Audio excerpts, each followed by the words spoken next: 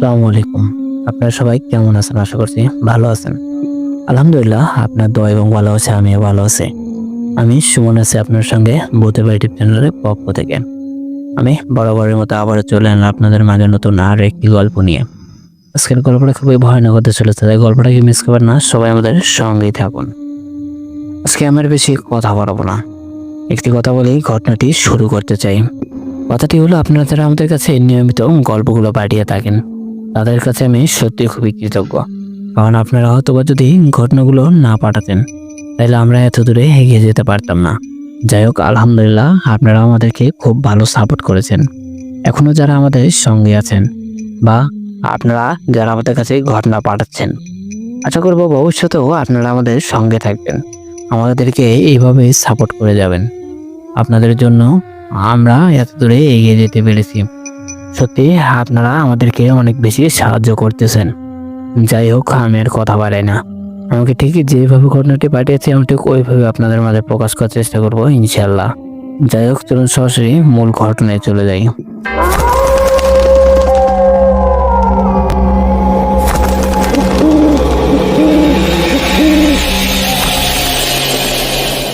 আসসালামু আলাইকুম সুমন ভাই, আপনি কেমন আছেন? আশা করছি ভালো আছেন। আলহামদুলিল্লাহ, আমিও ভালো আছি। আমি রহিম, আমি আপনাদের কাছে নতুন একটি ঘটনা তুলে ধরলাম। আশা করবো ভাই আপনি আমাকে চিনতে পেরেছেন। আমি আর আগেও আপনার কাছে একটি ঘটনা পাঠিয়েছিলাম, আশা করবো মনে আছে। যাই হোক, আমি এবারও আপনাদের মাঝে একটি ঘটনা তুলে ধরলাম। যাই হোক, আমি এর কথা বলি না, চলুন সরাসরি মূল ঘটনায় চলে যাই। আমার আব্বুর সঙ্গে ঘটে যাওয়া একটি ঘটনা তুলে ধরবো আমি আজ। আমার আব্বুর সঙ্গে এরকম ভয়ানক ঘটনা ঘটে দেবে আমি এটা ভাবতেও পারিনি। যাই হোক, আমি আর কথা বলি না, চলুন চলে যাই সরাসরি ঘটনায়। আমার আব্বু নাম মতিন। আমার আব্বু পেশায় একজন রাজমিস্ত্রি। আমার আব্বু টাউনে কাজ করতো, সারাদিন রোদে পড়েই কাজ করে বাড়িতে আসতো। আমি লেখাপড়া করি, আমি ক্লাস 9-এ পড়ি, আমার বয়স 20 বছর। আমার বাবার অনেক স্বপ্ন আছে আমাকে নিয়ে, আমাকে ভালো একজন ডাক্তার বানাবে। আমার তো পড়ার কোনো ইচ্ছা নেই। আমার ইচ্ছা আমি একটা ভালো জব করবো এই সময়, কারণ আমি আমার বাবা মার পাশে দাঁড়াতে চাই। আমার বাবা অনেক খাটাখাটনি করে, তো প্রায় বয়সও অনেক হয়ে গেল। আমি আমার বাবাকে এত কষ্ট করতে আর দেখতে পারি না। আমার বাবাকে আমি প্রচন্ড ভালোবাসি, আমার বাবার কোথাও ফেলতে পারি না। আমার বাবা আমাকে মাঝে মধ্যেই বলে, তোকে পড়ালেখা করে অনেক বড় হতে হবে, আমার অনেক স্বপ্ন, তোকে আমি ভালো একটা ডাক্তার বানাবো। সত্যি সব বাবারই কোনো না কোনো স্বপ্ন থেকেই থাকে, তাদের সন্তানকে মানুষের মতো মানুষ করবে। আমার বাবারও ঠিক তেমনই স্বপ্ন, কিন্তু আমার তো ইচ্ছা করে না। আমার তো ইচ্ছা করে আমার বাবার পাশে দাঁড়ানো, আমার বাবাকে যাতে আর এরকম খাটাখাটি না করতে হয়, এই চিন্তায় আমি সবসময় করি। আমার বাবা আর কতদিন এভাবে খাটাখাটনি করবে।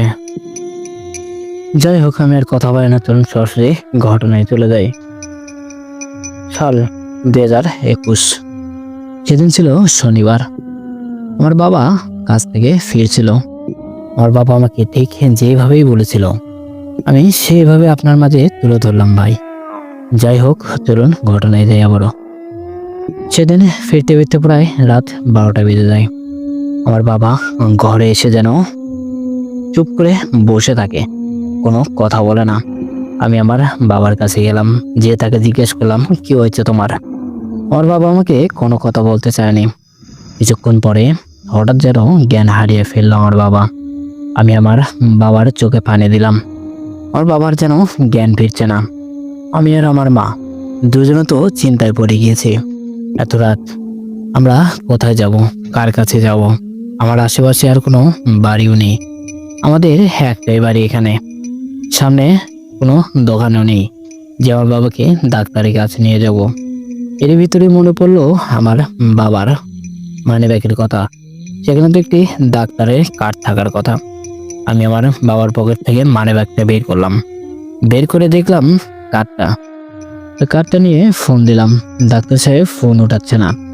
আমরা তো চিন্তায় পড়ে গিয়েছি কি করব। আমার মা পানি নিয়ে এসে আবার আমার বাবার চোখে পানি দিল।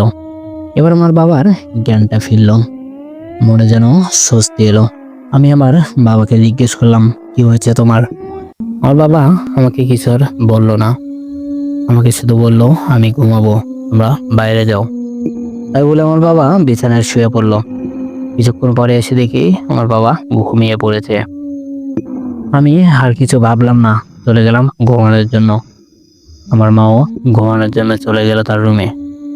তিনজন তিন জায়গায় শুয়ে আছে। আমার হঠাৎ যেন মনে হলো বাইরে কিছু একটা বড় শব্দ পেলাম। আমি ঘুম থেকে উঠলাম, উঠে বাইরে গেলাম, দেখলাম কিছুই নেই।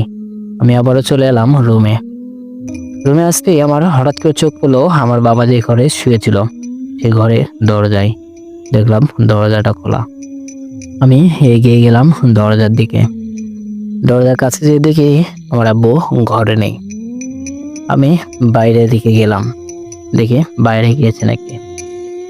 বাইরে দেখলাম কেউই নেই, কিন্তু হঠাৎ কারো কান্নার শব্দ যেন আমার কানে এলো। আমি তো চিন্তায় পড়ে গিয়েছি, কে কান্না করতেছে? এটা তো আমার বাবার কান্না মনে হচ্ছে, কিন্তু কোথা থেকে কান্না করতেছে? আমি সামনের দিকে এগিয়ে যাচ্ছি, হঠাৎ কেউ আমার গায়ে হাত দিল। আমি পিছন দিকে ঘুরে তাকালাম, দেখলাম আমার বাবা। আমি বাবাকে বললাম, তুমি এখানে কেন? আমার বাবা আমাকে জিজ্ঞেস করলো, আগে বল তুই কেন এখানে, এত রাত্রে বাইরে কেন এসেছিস? আমি বললাম, তোমাকে তো খুঁজতে বেরিয়েছি। আমার বাবা আমাকে বলল, আমি তো বাইরে ছিলাম, আমি তো চেয়ারে বসে আছি, তোকে দেখলাম বাইরের দিকে যেতে, তাই তোর পিছু করেছি। আমি বাবাকে বললাম, তোমার কান্নার আওয়াজ শুনলাম, আমার মনে হলো তার কারণে আমি বাইরে এসেছি। আমাকে বললো, তোর মাথার সমস্যা হয়েছে, যা ঘরে যা, যে শুয়ে পড়বি। আমি বললাম, তুমি আগে চলো। এই কথাটা বলতেই হঠাৎ আমার বাবা প্রচন্ড রেগে গেল, আমাকে অনেক গালাগালি করলো। আমি ওখানে আর কিছু বললাম না, সোজা চলে গেলাম আমার ঘরে, যে শুয়ে পড়েছি। কখন যে ঘুমিয়ে পড়েছি নিজেও জানি না। পরের দিন সকালবেলা ঘুম থেকে উঠে আমি ভার্সিটির উদ্দেশ্যে রওনা দিলাম। আমার বাবাও কাজের উদ্দেশ্যে বেরিয়ে গেল। ঠিক সন্ধ্যার পরে আমি বাড়িতে আসি। প্রতিদিনের মতো আমার বাবাও আজও তাড়াতাড়ি এসেছে। আমার বাবা শুয়ে পড়েছে। কিছুক্ষণ পরে আমি আমার বাবাকে ডাকতে গেলাম, আমার বাবা কোনো কথা বলে না। হঠাৎ করে মনে হলো আমার পিছনে কেউ একজন দাঁড়িয়ে আছে। পিছন দিকে ঘুরে তাকালাম, দেখলাম কেউই নেই। আমি তো চিন্তায় পড়ে গিয়েছি, আবার এসব কি হচ্ছে আমার সঙ্গে। আমি আর দেরি করলাম না, চলে গেলাম আমার মায়ের কাছে। ওর মাকে আমি সব ঘটনা খুলে বলি। আমার মা বললো, এটা তোর মনের ভুল।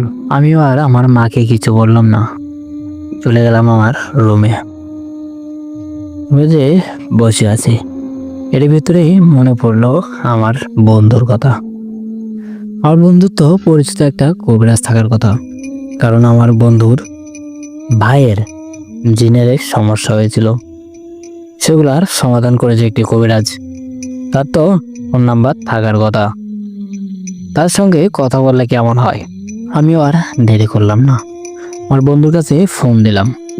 আমার বন্ধুকে সব ঘটনা খুলে বলে আমার বন্ধু বললো, আচ্ছা তোর সমস্যা নেই, তুই আমার সঙ্গে কাল দেখা করিস, আমি তোকে কবিরাজের কাছে নিয়ে যাব। আমিও সে আশায় রইলাম। দেখতে দেখতে সন্ধ্যা পেরিয়ে গেল, রাত নেমে এলো। রাতের খাবার খেয়ে নিলাম। রাতের খাবার খাওয়ার পর থেকে শুরু হলো আমাদের সমস্যা। একের পর এক সমস্যা হতেই চলেছে। এই সমস্যাগুলো কি এবার আপনাদেরকে খুলে বলবো। যাই হোক, চলুন ঘটনায় যাই। হঠাৎ করে আমার বাবা আবারও মাথা ঘুরে পড়ে গেল।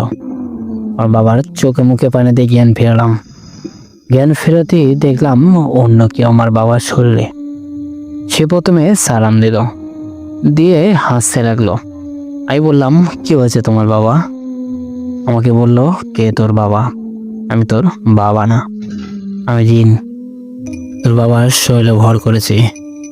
তোর বাবা আমার হাতের উপর দিয়ে এসেছিল, তোর বাবাকে আমি ছাড়বো না। পৃথিবীর কোনো শক্তি তোর বাবাকে আমার কাছ থেকে নিয়ে যেতে পারবে না। আমি বললাম, আমি তো বাবাকে তোমার কাছ থেকে সরিয়ে ছাড়বো, তুমি তো দূর। পৃথিবীর কোনো শক্তি আমার বাবাকে আমাদের কাছ থেকে আলাদা করতে পারবে না। কেমন করে তুমি আমাদেরকে আলাদা করো এটাই দেখবো আমি। রীতিমতো আমার আর জিনের মাঝখানে অনেক তর্কাতর্কি হলো। এর ভিতরে আমার বন্ধু ফোন দিল। আমি আমার বন্ধুকে বললাম যে তাড়াতাড়ি কবিরাজকে নিয়ে আমার বাড়িতে আয়। আমার বাবার উপরে জিন হাজির হয়েছে, সে খুব সমস্যা করতেছে।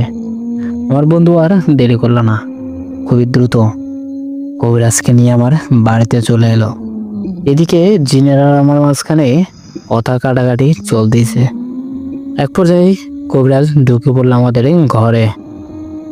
আমি জিনকে বললাম কবিরাজ এসে পড়েছে, এবার তুই কেমন করে মুক্তি পাস আমি এটাই দেখবো, তোকে বন্দি করে ছাড়বো।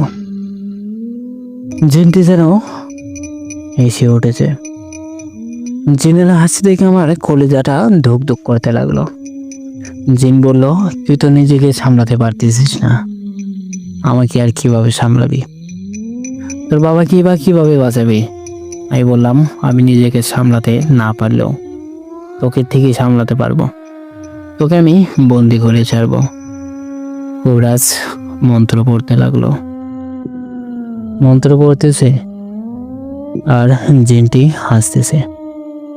জিনটি এক পর্যায়ে বলে উঠলো, একে নিয়ে যা, এর কোনো ক্ষমতা নেই, এ কোনো জিনকে বন্দি করতে পারে না, একে নিয়ে যাই তো বন্ধ। আমার যেন মাথায় বাজ পড়ার মতো অবস্থা। কি বললো জিন? এটা কি সত্যি? কবিরাজ ওখানে আর কিছু বললো না। কবিরাজ বললো আমি চলে গেলাম। তাই বলে কবিরাজ বেরিয়ে গেল। সেই রাতটা কেটে গেল অনেক কষ্টে। পরের দিন সকালবেলা আমি আমার এক বড় আব্বুর কাছ থেকে একটা হুজুরের নাম্বার নিলাম, হুজুরের কাছে ফোন দিলাম। হুজুর বলল, তোমার কোনো সমস্যা নেই, তুমি আব্বুকে নিয়ে আমার কাছে চলে এসো। আমার বাড়ি থেকে বেশ অনেকটাই দূরে সেই হুজুরের বাড়ি। আমি আমার বাবাকে নিয়ে চলে গেলাম সেই হুজুরের কাছে। হুজুরকে সব ঘটনা খুলে বলতেই হুজুর বলল, তোমার কোনো সমস্যা নেই, তুমি সঠিক জায়গায় এসেছো। ওই জিনটা কিভাবে মুক্তি পায় আমি এটাই দেখব, জিনটাকে আমি বন্দি করে ছাড়বো। আমার বাবা বলল, জিনটা খুবই ভয়ানক, সে আমাকে অনেক মারধর করে। সে কি আপনার কোনো ক্ষতি করে দেবে নাকি? কবিরাজ বলল, আমার কোনো ক্ষতি করতে পারবে না, তোমার আর কোনো ক্ষতি করতে পারবে না, তোমার কোনো চিন্তা নেই, আমি ওই জিনটিকে তাড়িয়ে ছাড়বো। আমি যেন কিছুটা স্বস্তির নিঃশ্বাস ফেললাম। আমার একটা বিশ্বাস, এই হুজুর পারবে। আমি যতদূর শুনেছি হুজুরটা অনেক ভালো, সে যেই কাজ নিয়েছে সেটা কমপ্লিট না করা পর্যন্ত ছাড়েনি। সে অনেক জিনকেই বন্দি করেছে শুনেছি। হুজুরটা নাকি অনেক ভালো। আমি হুজুরকে বললাম, আপনি চিকিৎসা শুরু করেন। হুজুর আর কিছু বলল না, হুজুর চিকিৎসা শুরু করলো।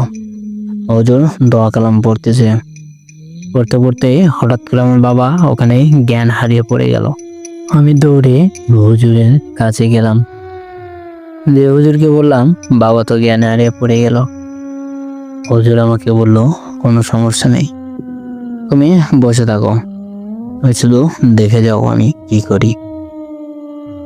হ্যাঁ, যেমন কথা তেমন কাজ।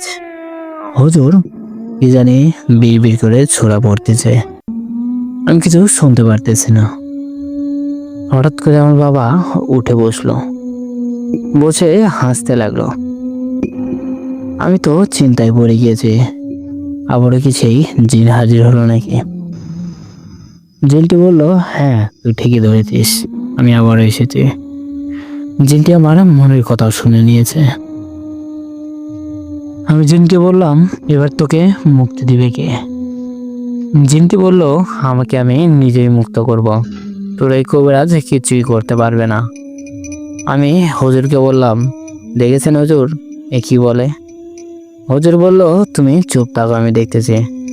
হুজুর মন্ত্র পড়তেছে, পড়তে পড়তে একবার ফোঁ দিল আমার বাবার শরীরে। জিনটি চিৎকার দিয়ে উঠল, ওটা বলতেছে, তুই কিন্তু কাজটা মোটেও ভালো করতেছিস না, আমি কিন্তু তোকে মেরে ফেলবো। হুজুর জিনকে বলল, তুই যদি সাহস থাকে তুই গোলদাগের ভিতর থেকে বাইরে বের হয়ে দেখা। জিনটি অনেক চেষ্টা করতেছে বাইরে বের হওয়ার জন্য, কিন্তু পারতেছে না। জিনটি আমার বাবার শরীর থেকেও বেরোতে পারতেছে না, আমার বাবাকে নিয়ে ওই গোলদাগের ভিতর থেকেও বেরোতে পারতেছে না। জিনটি যেন আটকা পড়ে গিয়েছে। জিনটি ভয়ানকভাবে চিৎকার করতেছে আর বলতেছে, আমি তোকে ছাড়বো না, তোকে আমি মেরে ফেলবো। তোর এত বড় সাহস, তুই আমাকে আটকে ফেলেছিস, তোকে আমি ছাড়বো না। আমি হেসে উঠলাম, উঠে বললাম, এবার তোর কি অবস্থা হবে এটা তুই চিন্তা কর। হুজুর জিনকে বলল, তোকে আমি ভালো ভালো বলতেছি, এর শরীর ছেড়ে চলে যা, দূরে কোথাও চলে যা। জিনটি আবারও হেসে উঠল, উঠে বলতেছে, আমি তো যাব না, আমি যদি যাই একে মেরে থেকে তারপরে যাব, এখানে নামানো পর্যন্ত আমি এখান থেকে কোথাও যাব না। হুজুর বলল, একজন মানুষকে মারা কি এতই সোজা? তুই আর শরীরে একটা টোকা দিয়ে দেখা, তোর কত বড় সাহস, তোর কত বড় কলিজা দেখি। জিনটি হুজুরকে বলতেছে, আমাকে ছেড়ে দে, নাহলে কিন্তু তোর বংশ নির্বংশ করে দিব। হুজুর বলতেছে, তারা কি বল, তোরা কয়জন আছিস? জিনটি বলতেছে, আমি একাই আছি। হুজুর বলল, না তুই এখানে একা নেই, তোর সঙ্গে আরো কেউ আছে, তুই স্বীকার কর। জিনটি স্বীকার করতেছে না। হুজুর আবার কি জানে ছুড়া পড়ে তার শরীরে ফু দিল, সে ভয়ানকভাবে চিৎকার করে উঠতে লাগলো। হুজুর জিনকে বলতেছে, সে শরীর ছেড়ে যাবে কিনা তাই বল। জিনটি বলতেছে, না আমি যাব না। আবারও হুজুর কি জানে ছুড়া পড়ে সেই জিনের শরীরে ফু দিল। জিনটি আবারও চিৎকার করে উঠল, এবার বলতেছে, এবার বল, তোর সঙ্গে কতজন আছে, তোরা কারা কারা আছিস এখানে, আমার আশেপাশে কে কে আছে? জিনটি বলল, আমার সঙ্গে আরো একজন আছে। হুজুর বলল, সে কোথায় আছে, তাকে ডাক। জিনটি বলল, সে বাইরে আছে, আমাকে ছেড়ে দাও, আমি এখান থেকে চলে যাই, আর তাকে ডাক দাও। জিনটিকে হুজুর বলল, আচ্ছা তুই শরীর থেকে বেরিয়ে যা, আর ওকে হাসতে বল, যদি পালানোর চেষ্টা করিস তাহলে কিন্তু তোকে ছাড়বো না, ভুলেও পালানোর চেষ্টা করবি না, আর চেষ্টা করলেই বাকি, তুই রুম থেকে ভুলেও বেরোতে পারবি না, যত চেষ্টা করে রুম থেকে বেরিয়ে যেতে পারবি না। তাই বলে হুজুর কি জানি ছুড়ে পড়ল, আর আমার বাবা আবার ওখানে জ্ঞান হারিয়ে পড়ে গেল। কিছুক্ষণ পরে আবারও তার জ্ঞান ফিরল, এবার অন্য একজন তার শরীরে এসে প্রথমে সালাম দিল, দিয়ে বলতেছে, আপনারা কেমন আছেন? হুজুর বলল, আমি তো ভালো আছি, কিন্তু তুই তো ভালো থাকতে দিচ্ছিস না। জিনটি বলল, আমি কিচ্ছুই করিনি, আমি তো এই লোকটার কাছে ভুলেও আসি না, আমি আমার ভাইয়ের জন্য এখানে এসেছি, শুধু তাকে বোঝানোর জন্য। আমি তাকে বোঝানোর চেষ্টা করেছি, মানুষদেরকে ডিস্টার্ব করার ছেড়ে দে, মানুষদেরকে ডিস্টার্ব করিস না, তারা তার মতো থাকুক আর আমরা আমাদের মতো থাকি। হুজুর বলল, এরকম যদি সব জিনিস বুঝতো তাহলে কি আমাদেরকে এত খাটাখাটনি করতে হয়? জিনটি বলল, আমরা তো জানি, তারপরও কি করব, আমরা জেনেও যে মানি না। হুজুর বলল, আচ্ছা তোমার ভাই এরকম কেন? আমি যদি তোমার ভাইকে বন্দি করি তাহলে কি হবে? জিনটি বলল, বন্দি করলে আর কি করার আছে, সে যদি ভালো না হয় তাহলে তাকে বন্দি করে যদি আপনারা শান্তি পান তাহলে বন্দি করতে পারেন, আমার তাতে কোনো আফসোস নেই, কারণ সে ভালো হতে চায় না। কবিরাজ বলল, তুমি কি তাকে নিষেধ করনি? জিনটি বলল, আমি তাকে অনেকবার নিষেধ করেছি, কিন্তু সে আমার কোনো কথাই শোনে না, যদি আমার কোনো কথা না শুনে তাহলে আমার আর কি করার আছে? হুজুর এই জিনকে আর কিছু বললো না, তাকে শুধু বললো তুমি এখান থেকে চলে যাও আর তোমার ভাইকে আসতে বলো। যদি সে এখানে আসতে রাজি না হয় তাহলে আমি তাকে জোর করে আনতে বাধ্য হব। আমাকে যদি জোর করে তাকে আনতে হয় তাহলে কিন্তু সত্যি আমি ওকে বোতলবন্দি করব। তখন আমাকে দোষ দিতে পারবে না কিন্তু। সে জিনটি বলল আচ্ছা সমস্যা নেই, আমি দেখতেছি। তাই বলেই জিনটি আমার বাবার শরীর থেকে বেরিয়ে গেল। আমার বাবা আবার ওখানে জ্ঞান হারিয়ে পড়ল। একটু পরে আবারও আমার বাবার জ্ঞান ফিরল। সেই জিনটি আমার বাবার শরীরে। সে বলতেছে আমাকে ছেড়ে দাও, আমি আর কখনো আসবো না এখানে। আমি কথা দিলাম আমি এই ভাইয়ের কাছে আর কোনোদিন আসবো না। হুজুর বলল তুই যদি ভুলে কখনো এখানে আসিস তাহলে কিন্তু তোকে আমি বোতল বন্দি করব। জিনটি বলল আমাকে বিশ্বাস করুন, আমি আর কখনো আসবো না এখানে। এর কাছে তো ভুলেও না, আমি এই এলাকা ছেড়ে চলে যাব আর কোনোদিনও এই এলাকায় আসবো না। হুজুর বলল আচ্ছা ঠিক আছে, তুই চলে যা এক্ষুনি। তাই বলতেই ওর বাবা আবারও জ্ঞান হারিয়ে ফেললো। হুজুর আমাকে বললো তোমার বাবাকে নিয়ে যাও, আশা করবো কোনো সমস্যা হবে না। তবে একটা কথা মাথায় রেখো, তোমার বাবাকে বলে দিবে বাইরে বেশি রাত পর্যন্ত যাতে না থাকে, আর হাঁটাচলা করার সময় একটু সাবধানতা অবলম্বন করবে। যদি তোমার আশেপাশে জিন থাকে তাহলে তোমার গাটা শিউরে উঠবে, তুমি বুঝতে পারবে। যদি তোমার সেই মন মানসিকতা থাকে, যদি তোমার শরীর ভালো থাকে তাহলে তোমার কোনো সমস্যা হবে না।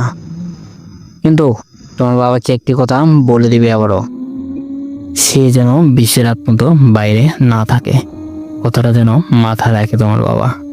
যাও এখন চলে যাও। আমি হুজুরকে তারা হাতিয়া বুঝিয়ে দিলাম, দিয়ে আমার বাবাকে নিয়ে বাড়িতে চলে এলাম। তারপর থেকে আল্লাহর রহমতে অনেক দিন কেটে গিয়েছে, আমার বাবার আর কোনো সমস্যা হয়নি। যাই হোক, এই ছোট্ট একটি ঘটনা আপনার মাঝে তুলে ধরেছে সুমন ভাই। আশা করব ঘটনাটি আপনার ভালো লেগেছে। যদি ভালো লাগে তাহলে অবশ্যই সবার মাঝে ছড়িয়ে দিবেন। আমি এর আগে যে ঘটনাটি পাঠিয়েছিলাম সেটি অনেক লোকই দেখেছিল, আমিও দেখেছি। ঘটনাটি আমারও ভালোই লেগেছে, কারণ আপনার মুখ থেকে শুনতে ভালোই লাগে। যাই হোক, আমি আর কথা বাড়াই না, শুনবে আপনি ভালো থাকবেন। আল্লাহ হাফেজ। এই বলেই ভাইটি তার ঘটনাটি শেষ করে। ঘটনাটি আমার অসম্ভব ভালো লেগেছে। আপনাদের কেমন লাগলো অবশ্যই কমেন্টে জানিয়ে যাবেন। যদি আপনাদের কাছে এরকম কোনো ঘটনা থেকে থাকে তাহলে অবশ্যই আমাদের ইমেল বা হোয়াটসঅ্যাপে পাঠিয়ে দিতে পারেন। আমাদের ইমেল অ্যাড্রেস প্রতিভা00@gmail.com। আমাদের হোয়াটসঅ্যাপ নাম্বার 0962135608। আপনারা যারা যারা আমাদের কাছে এই ঘটনাগুলো পাঠিয়ে দিয়েছেন তাদের ঘটনাগুলো আমি খুব তাড়াতাড়ি সমাজে তুলে ধরার চেষ্টা করবো ইনশাল্লাহ।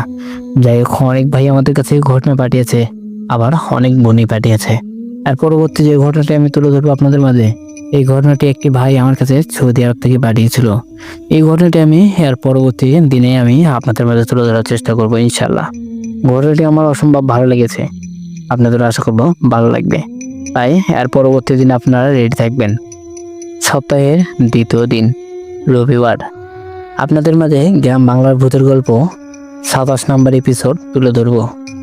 সেই এপিসোডে ভয়ানক কিছু ঘটনা থাকবে যেগুলো সত্যিই মন কাড়িয়ে নেওয়ার মতো। সত্যি ঘটনাগুলো যদি শুনেন তাহলে আপনারা ভয়ে ওখানেই স্তব্ধ হয়ে যাবেন।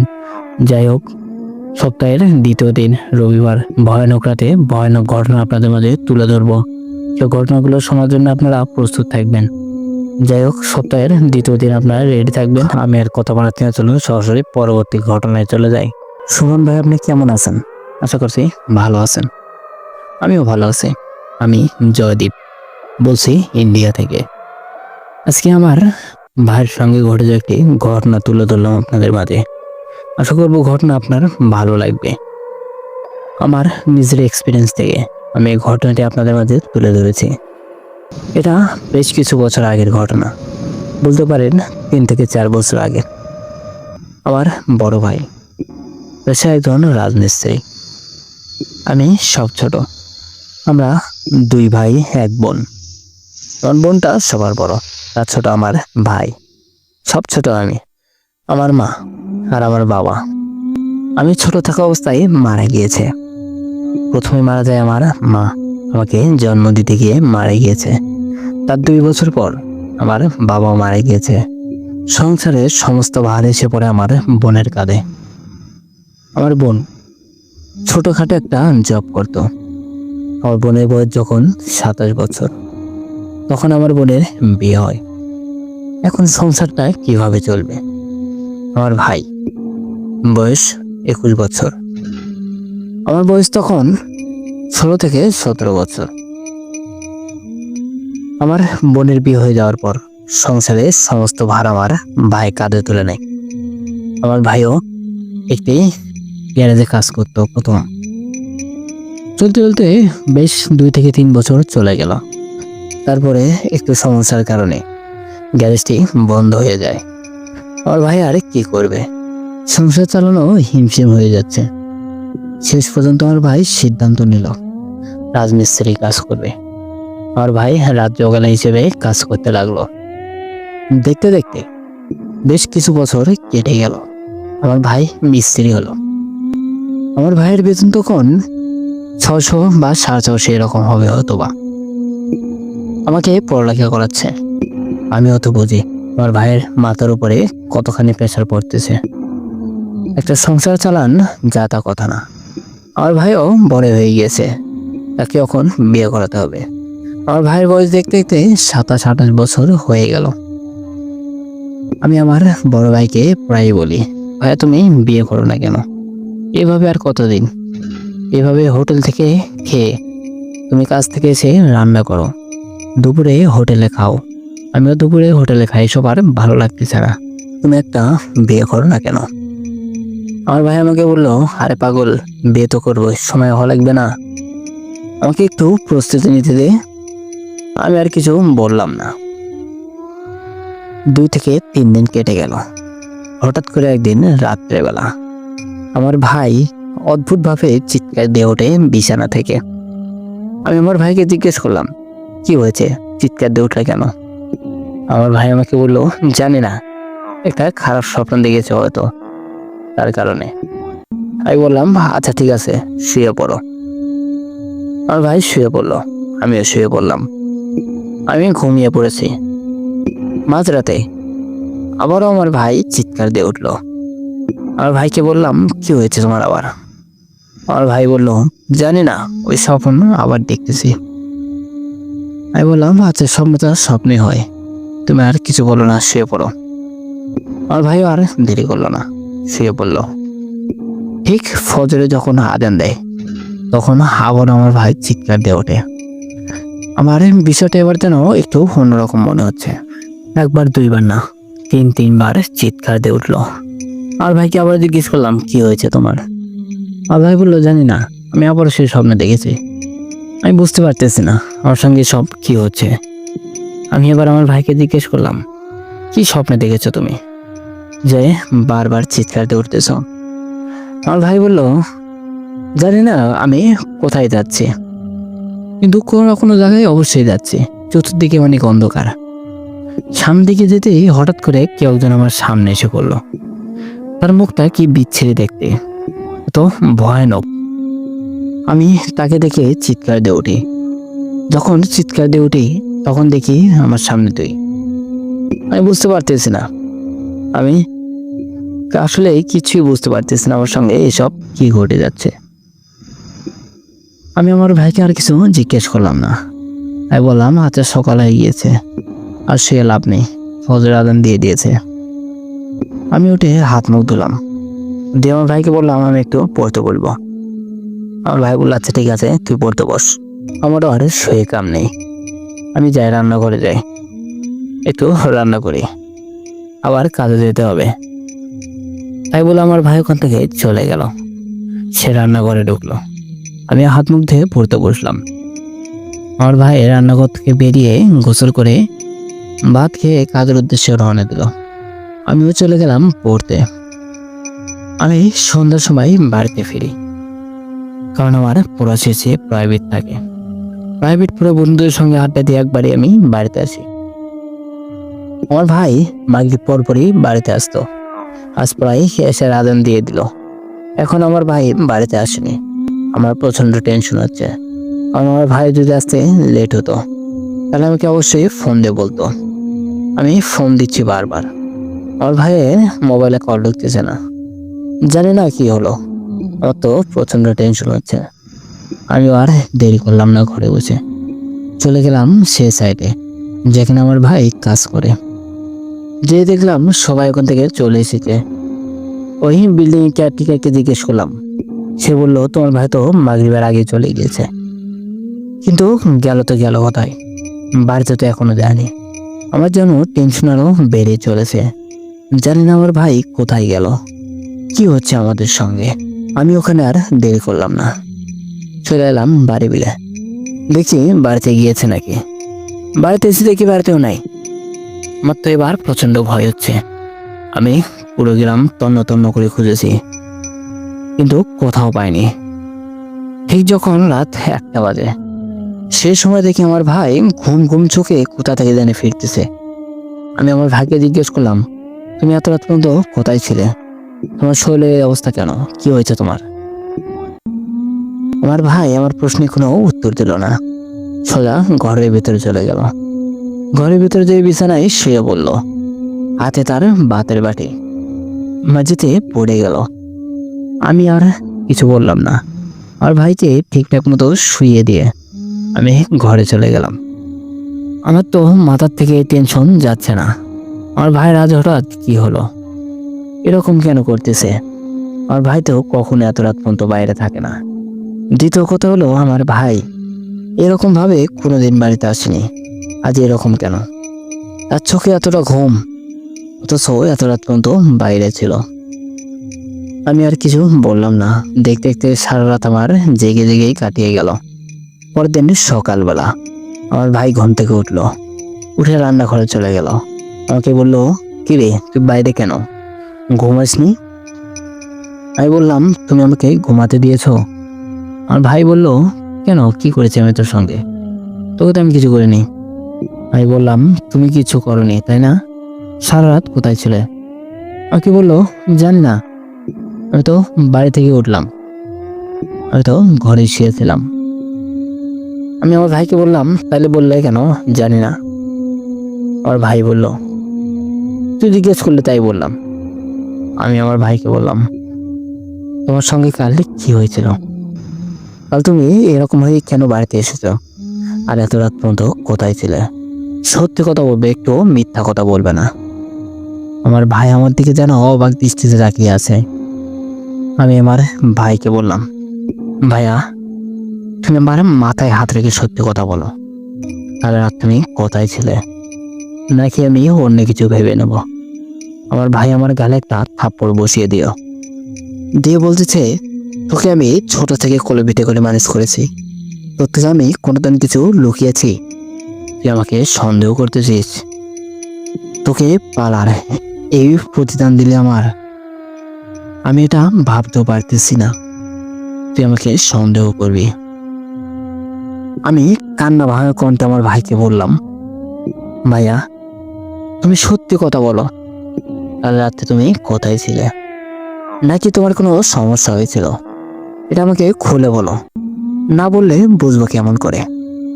আমার ভাই আমাকে বলল, জানি না। রাত্রে আমি বাড়িতে ফিরতেছি, হঠাৎ করে ওই সামনে যে পুকুরটা আছে না, তার পাশে যে বট গাছ, ওখানে আসাতেই আমার চোখ অন্ধকার হয়ে এলো। আমি মাথা ঘুরে ওখানে পড়ে যাই। আমি যখন ঘুম ভাঙে তখন আমি দেখলাম গাছের আগায়। আমি গাছের আগায় কিভাবে পৌঁছলাম আমি নিজেও জানি না। আর শুধু তাই না, আমি গাছের আগায় ছিলাম, কিন্তু আমার শার্ট প্যান্ট নিচে ছিল। আমি বুঝতে পারিনি আমার সঙ্গে কি ঘটেছে। আমি জানি না আমার সঙ্গে কি ঘটে গেল। আমি যেন চোখ খুলতে পারতেছি না। অনেক কষ্টে আমি বাড়ি পৌঁছে এসেছি। আমি আমার ভাইকে বললাম, তুমি এই কথাগুলো আমাকে রাতে কেন বলোনি? তোমার আর ওদিকে কাজে যেতে হবে না, অন্য কোথাও যদি কাজ থাকে সেখানে যাবা, নাহলে তোমার আর কাজ করার কোনো দরকার নেই। আমি জব করব। আমার ভাই আমাকে বলল, এসব তুই কি বলতেছিস? তুই জব করবি মানে? তোর এখন জব করার কোনো দরকার নেই। তুই লেখাপড়া করতেছিস, লেখাপড়াই কর। তো এখন জব করার কোনো দরকার নেই। আর যদি চিন্তা ভাবনা মাথার ভিতর পুষে থাকিস তাহলে বের করে ফেল, নাহলে কিন্তু তোকে আমি ঘর থেকে বের করে দিব। আর তোর সঙ্গে আমি কোনোদিন যোগাযোগ করব না। আমি আমার ভাইকে বললাম, তোমার এত কষ্ট আমার আর সহ্য হচ্ছে না। তোমাকে আমি বারবার বলেছি তুমি একটা বিয়ে করো, কিন্তু তুমি আমার কোনো কথাই শুনতেছ না। আমি আজই আপুর কাছে ফোন দিব, আপুকে আসতে বলবো। আপু এসে সিদ্ধান্ত নেবে কি করবে। আমি তোমাকে আর একা থাকতে দিব না, তোমাকে বিয়ে করতেই হবে। আমার ভাই আমাকে বললো, আরে পাগল, আমি তো বিয়ে করব বলেছি, কিন্তু আমাকে পরিস্থিতি নিতে দে। এত তাড়াতাড়ি কেমন করে বিয়ের কাজ করা যায়?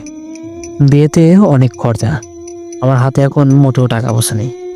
আমি বললাম, তোমার কাছে না থাকতে পারে, আমার কাছে আছে। আমার ভাই আমাকে বললো, তোর কাছে টাকা কোথা থেকে এলো? আমি বললাম, তুমি টিফিনের টাকা দিতে না, আমি সেই টাকা জমাতাম। জমিয়ে জমিয়ে বেশ কিছু টাকা জমিয়েছি, মনে হয় হাতের বিশেক টাকা হবে। এই টাকা দিয়ে মোটামুটি বিয়েটা সম্পূর্ণ হবে। আমাদের তো আত্মীয় স্বজন বলতে কেউই নেই, এক বোন আর বোন জামাই, এটুকুই, আর কি আছে। আমার ভাই আমাকে বললো, আরে পাগল, এসব কিছু তো চিন্তা করতে হবে না। আর টাকা যেটা তুই জমিয়েছিস ওটা তোর কাছে রাখ, ভবিষ্যতে তোর প্রয়োজন পড়বে। কারণ আমি যদি মারা যাই তখন তোকে কে দেখবে? তোর নিজের ব্যবস্থা নিজেই করে নিতে হবে। তখন তোর এই টাকাটা কাজে লাগবে। তুই টাকাটা নষ্ট করিস না, তোর কাছে রাখ ভাই। তোর কিছু হলে আমি মরেও শান্তি পাবো না। আমি যাতে তোকে একটা গতিতে না উঠিয়ে দিতে পারি, তাইলে কেমন করে হবে? তোর সম্পূর্ণ খরচ আমি চালাচ্ছি, আমি চালিয়ে যাব, তুই কোনো চিন্তা করিস না। আর বিয়ে বিয়ে করতে চাইস, বউ এসে কদিন পরে তোকে আলাদা করে দিতে বলবে, তখন আমি কি করব? না পারবো বউকে কিছু বলতে, না পারবো তোকে কিছু বলতে। আমি বললাম, এটা নিয়ে তোমার চিন্তা করার কোনো দরকার নেই, যখন ভাবি আসবে তখন দেখা যাবে। আর ভাবি আমাকে আলাদা করে দিবে না, এটা আমি জানি। তুমি আমাকে যতটা ভালোবাসো তার থেকেও বেশি ভালোবাসবে আমার ভাবি আমাকে। আমার ভাই আর কিছু বললো না, ওখান থেকে চলে গেল। আমিও তাকে আর কিছু বললাম না। আমার ভাই ভাত খেয়ে চলে গেল সে কাজের উদ্দেশ্যে, আমিও চলে গেলাম পড়তে। আমি চলে এসেছি সন্ধ্যার সময়। কিছুক্ষণ পর দেখে আমার ভাই এলো। এরকম ভাবে আরো 2-3 দিন কেটে গেল। হঠাৎ করে আবারও একদিন সেই সেম ঘটনা। আমার ভাইকে খুঁজে পাওয়া যাচ্ছে না। আমি চতুর্দিকে খুঁজি কিন্তু কোথাও নেই। আবারও সে রাত ঠিক 1টার দিকে আমার ভাই বাড়িতে আসে, ঠিক সেম সেদিন যেভাবে এসেছিল সেইভাবে। আমার আর বুঝতে বাকি রইল না, আমার ভাই আজও সেই রকম হয়েছিল। সেদিন যেভাবে এসেছিল আজও ঠিক সেইভাবে এসেছে। আমি আমার ভাইকে আর কিছু জিজ্ঞেস করলাম না, তাকে বিছানায় ভালোভাবে শুইয়ে দিলাম, দিয়ে আমি আমার ঘরে চলে গেলাম। সে রাত চিন্তা ভাবনায় আমার আর ঘুম হলো না। পরের দিন সকালে আমার ভাইকে আমি আর কিছু জিজ্ঞেস করলাম না, আমি চলে গেলাম পড়তে। আমার ভাইও কাজের উদ্দেশ্যে চলে গেল। সেদিন রাতেও সেম ঘটনা, এবার একটু অন্যরকম। এবার এই কথাটা বলতে যেন আমার কলিজাটা ফেটে যাচ্ছে। আমার ভাই সেদিন আর বাড়িতে আসেনি। পরের দিন সকালবেলা এসেছে আমার ভাইয়ের মরা দেহ। আমার যেন কলিজাটা শুকিয়ে গিয়েছে। আমার ভাইয়ের কথা মনে হলে যেন আমার কলিজাটা ছিঁড়ে যায়। আমার ভাইয়ের মৃতদেহ আমার সামনে পড়ে আছে, আমার নিরীহ বোনটা। কতটাই না কষ্ট পেয়েছে সেদিন, আমি কতটা কষ্ট পেয়েছি। বিশেষ করে আমার ভাই সেদিন রাতে কতটা না কষ্ট পেয়ে মৃত্যুবরণ করেছে। আমার ভাইকে যে মেরেছে তাকে আমি ছাড়বো না। আমার আর বুঝতে বাকি রইল না সেদিন এটা কোন একটা খারাপ জিন বা পরীর কাজ, নাইলে আমার ভাইকে এত নৃশংসভাবে কে মারবে? আমার ভাই উলঙ্গ অবস্থায় গাছে ছিল। এলাকার লোক যখন আমার ভাইকে নিয়ে এসেছে আমার বাড়িতে, আমি তো সারা রাত খুঁজেছি কিন্তু কোথাও পাইনি। আমার ভাইয়ের সেদিন সেই নিরীহ মুখটা দেখে আমার কলিজাটা ফেটে যাওয়ার মতো অবস্থা। আমার বারবার কেন জানি না মনে হচ্ছে আমার ভাই আমার সামনেই দাঁড়িয়ে আছে, আমাকে বলতেছে কাঁদিস না, তোর কিছুই হবে না, তোর কাছে যে টাকাটা আছে তুই একটা ব্যবস্থা করে নিতে পারবি। আর একটা কথা মাথায় রাখিস, আমাদের বোনটাকে কখনো ভুলবি না। আর আমি তোর তো কোনো দাবি পূরণ করে যেতে পারলাম না, আমাকে তুই ক্ষমা করে দিস। বারবার আমার মনে হচ্ছে আমার ভাই আমার সামনে আছে, আমার ভাই আমাকে এরকম কথা বলতেছে, আমি কেমন করে দেখাবো আমার ভাইকে ছাড়া আমি সম্পূর্ণই অচল। আমার ভাইয়ের হঠাৎ মৃত্যুর কারণ আমার বুঝে ওঠার আগে আমার বোন আমাকে বলল, তুই থাকা অবস্থায় আমার ভাইটা কিভাবে মারা গেল। আমি আমার বোনকে কিভাবে বলবো সেই নিরীহ কষ্টের কথা। আমার ভাই কত কষ্ট পেয়ে মারা গিয়েছে আমি এটা কেমন করে বলবো। কয়েকদিন যাবত আমার ভাইয়ের সঙ্গে যে ঘটনাগুলো ঘটে যাচ্ছে এটাই বা আমি কেমন করে বলবো আমার বোনকে। আমার বোন জামাই এলো, সে কলকাতায় থাকে, সে আস্তে আস্তে রাত হয়ে গিয়েছে, সে রাত্রে আমার ভাইকে শ্মশানে নিয়ে যাবে।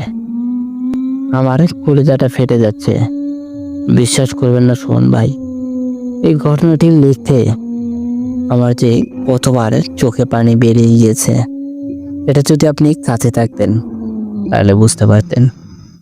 যাই হোক, আমি আবারও ঘটনায় যাই। শ্মশানে নিয়ে গেলাম আমার ভাইকে। হঠাৎ করে আমি দেখলাম আমার সামনে আমার ভাই আমাকে বলতেছে, বোনটাকে কষ্ট দিস না রে ভাই, বোনটাকে কষ্ট দিস না। ওই বোনটাই তোকে আর আমাকে কোলে পিঠে করে মানুষ করেছে, এত বড় করেছে। আমি তো চলে যাচ্ছি, আর কখনো আসবো না। তুই তো থেকে গেলি, আমার বোনটাকে দেখে রাখিস, তোর ওই বোনটাকে দেখে রাখিস, সে যেন কখনো কষ্ট না পায়। আর তুইও সাবধানে থাকিস, আর কখনো তোদের কাছে আসবো না। একেবারে চলে গেলাম না ফেরার দেশে। এই কথাটা বলতেই আমি ওখানে জ্ঞান হারিয়ে পড়ে গেলাম। সবাই ধরাধরি করে আমাকে ঘরে নিয়ে গেল। আর যখন জ্ঞান ফিরল তখন দেখি আমি আমার ঘরেতে, সবাই আমার কাছে বসে আছে, আমার ভাইকে শ্মশানে পুড়িয়ে ফেলেছে। আমি ওখানে আর দেরি করলাম না, চলে গেলাম দৌড়িয়ে শ্মশানে। দেখি আমার ভাইয়ের পোড়া দেহ ছাইগুলো ওখানে পড়ে আছে, আমার ভাই নেই। আমার কষ্টে যেন বুকটা ফেটে যাচ্ছে এই কথাটা বলতে। আমি কাকে বলবো এই কথা? আমার ভাইয়ের মৃত্যুর কারণ একটা জিন বা আত্মা বা ভূত, কাকে বলবো? কে বা বিশ্বাস করবে? কাকে বলার মতো কিছু নেই। কিন্তু আমি মনে মনে সিদ্ধান্ত নিলাম, আমি সে গাছের কাছে যাব, সে পুকুরের কাছে যাব, দেখবো ওখানে কে আছে, আমি তাকে দেখে আসবো। হয় আমি তাকে মারবো, নয় সে আমাকে মারবে। হ্যাঁ, যেমন কথা তেমন কাজ। 2 থেকে 3 দিন পরে আমি একদিন রাত্রেবেলা ঠিক 12টার দিকে চলে গেলাম সেই পুকুরের পাশে, যে ওখানে বসে আছে কে বাড়ায়। সারা রাত কেটে গেল, কেউই নেই। পরের দিনে আবারও সেখানে গিয়েছি, সে রাতও কেটে গিয়েছে কিন্তু কিচ্ছুই নেই। এরকম টানা 1 সপ্তাহ আমি ওখানে থেকেছি, সারা রাত নির্ঘুম, একটানা 1 সপ্তাহ সারা রাত আমি ঘুম পাড়তে পারিনি। দেখতে দেখতে আমি অসুস্থ হয়ে পড়েছি, প্রচন্ড জ্বর, প্রচন্ড মাথা ব্যথা, আমার শরীরে যেন চুল পরিমাণ শক্তি নেই উঠে দাঁড়ানোর মতো। আমার বোনকে ফোন দিলাম, আর বোনও 1 মুহূর্ত দেরি করলো না। আমার বোন জামাই সহকারে আমার বোন দুজনে চলে এলো আমার বাড়িতে। এসে দেখে আমি বিছানায় শুয়ে আছি। আমার বোন আমাকে জড়িয়ে ধরে কান্না করতে লাগলো, আমাকে বলতেছে, পাগল, ভাইয়ের জন্য কি তোর এতই কষ্ট হয়? আমার কি হয় না? আমার কি ভাই না? আমি আমার বোনকে জড়িয়ে ধরে কান্না করতে লাগলাম। আমার বোনের কথা শুনে যেন আমার কলিজাটা ফেটে গিয়েছে। আমার ভাই আমাকে বারবার বলেছিল বোনটা যেন কখনো কষ্ট না পায়। আমি আমার বোনকে কষ্ট দিয়ে ফেললাম। আমি যেন নিজেকে ক্ষমা করতে পারতেছি না।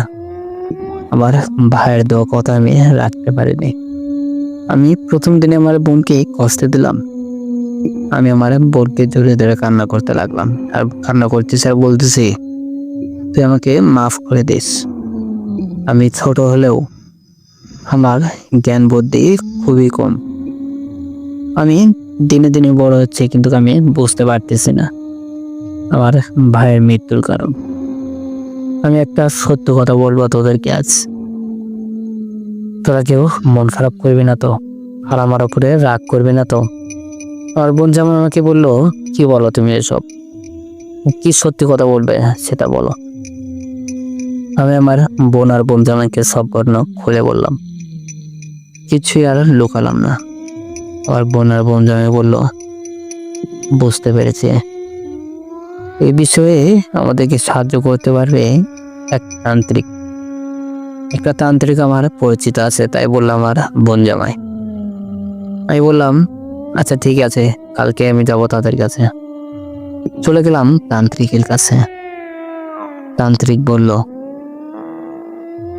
এই জিনটা তোমার ভাইকে পছন্দ করতো। আসলে এটা জিন না, এটা একটা পরী। ওইটা তোমার ভাইকে অনেক পছন্দ করতো, কিন্তু তোমার ভাই তার প্রস্তাবে রাজি হয়নি, তাই মেরে ফেলেছে। আমি বললাম সে পরীটাকে ধরার কোনো বুদ্ধি নেই। তান্ত্রিক বলল তাদের সঙ্গে না লাগাই ভালো, ওদের সঙ্গে লাগার কোনো দরকার নেই, যেটা হওয়া সেটা হয়ে গিয়েছে। ওদের সঙ্গে লাগলে আরো বেশি খারাপ অবস্থা হবে তোমাদের।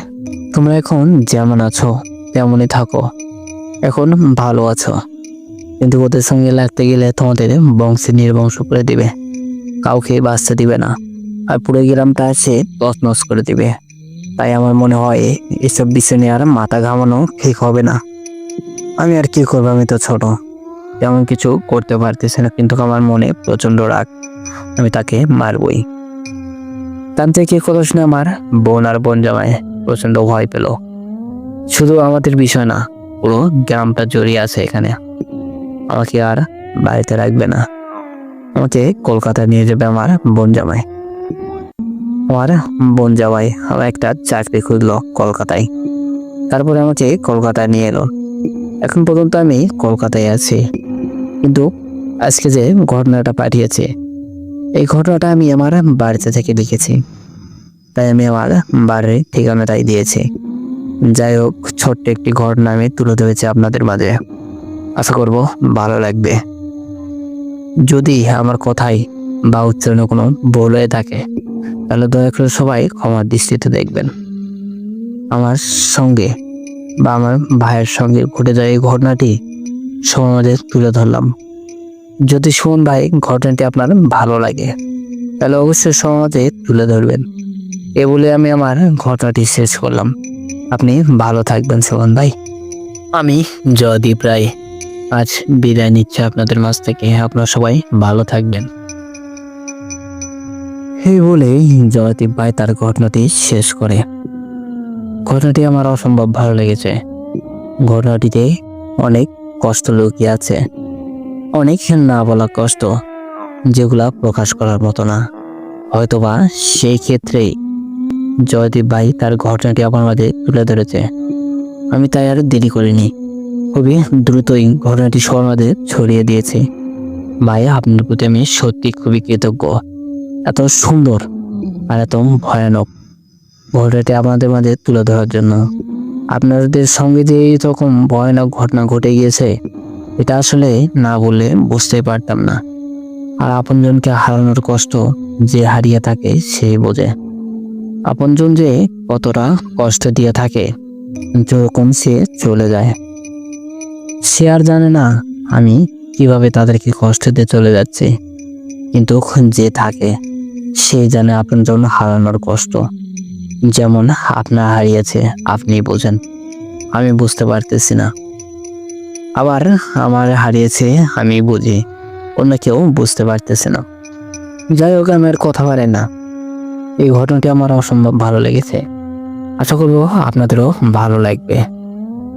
আপনাদের কাছে যদি এরকম কোনো ঘটনা থেকে থাকে তাহলে অবশ্যই আমাদের মাঝে তুলে ধরার চেষ্টা করবেন। আপনারা বসে থাকবেন না, আপনারা হাতে থাকা ফোনটি নিয়ে আপনারা হোয়াটসঅ্যাপে যেয়ে বা আপনার ইমেলে যেয়ে আমাদেরকে ইমেল করুন বা আমাদেরকে হোয়াটসঅ্যাপ করুন। আপনার সঙ্গে ভয়ানক ঘটনাটি লিখে আমাদের ইমেল করতে পারেন খুবই দ্রুতই। আমাদের ইমেল অ্যাড্রেস bhutebear00@gmail.com বা আমাদেরকে হোয়াটসঅ্যাপ করতে পারেন। আমাদের হোয়াটসঅ্যাপ নাম্বার 0962135608। আপনারা হাত থেকে স্মার্টফোনটি নিয়ে খুবই দ্রুতই টাইপ করে ফেলুন আমাদের ইমেলে বা হোয়াটসঅ্যাপে। আপনার সঙ্গে ভয়ানক ঘটনাটি আমাদের মাঝে তুলে ধরুন। আরেকটি কথা, আমরা এবারের মতো আপনাদের কাছ থেকে বিদায় নেব। আপনাদের কাছ থেকে বিদায় নেওয়ার আগে একটি কথা বলে দিতে চাই। আমরা একটি প্রোগ্রাম চালু করেছি। আপনারা যারা আমাদের কাছে ঘটনা পাঠিয়ে থাকেন, আমরা সপ্তাহে একদিন করে হলেও সবার সঙ্গে যোগাযোগ করার চেষ্টা করব। আমাদের নতুন একটি হোয়াটসঅ্যাপ গ্রুপ চালু করব ভেবেছি। গ্রুপে সবার নাম্বারটা দেওয়া থাকবে, সবাইকে আমরা অ্যাড করব। অ্যাড করে সবার সঙ্গে আমি কথা বলবো সপ্তাহে একদিন প্রতি শুক্রবার, ঠিক জুমাবাদ। আপনাদের সঙ্গে আমি যোগাযোগ করার চেষ্টা করবো ইনশাল্লাহ। তাই আপনারা খুবই দ্রুত আপনার হাতে থাকা ফোনটি নিয়ে খুবই দ্রুত আমাদেরকে মেসেজ করুন আমাদের ইমেল বা হোয়াটসঅ্যাপে। যারা আমাদের সঙ্গে ইমেলে যুক্ত আছেন তারা আমার হোয়াটসঅ্যাপে নক দিবেন, আমার হোয়াটসঅ্যাপে আপনারা যোগাযোগ করবেন ইনশাল্লাহ। যাই হোক, আমার কথা হয় না, আপনারা সবাই ভালো থাকুন, সুস্থ থাকুন, আল্লাহ হাফেজ। কে কে তুমি? চিনতে পারছো না আমাকে? কে আমি? না, চিনতে পারছি না তোমাকে। কে তুমি? উত্তর দাও, বলো তুমি কে? কে তুমি? অশরীরী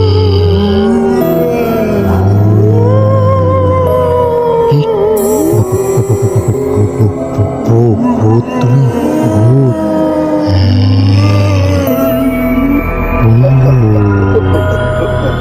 ভূতের বাড়ি, ভূতের বাড়ি।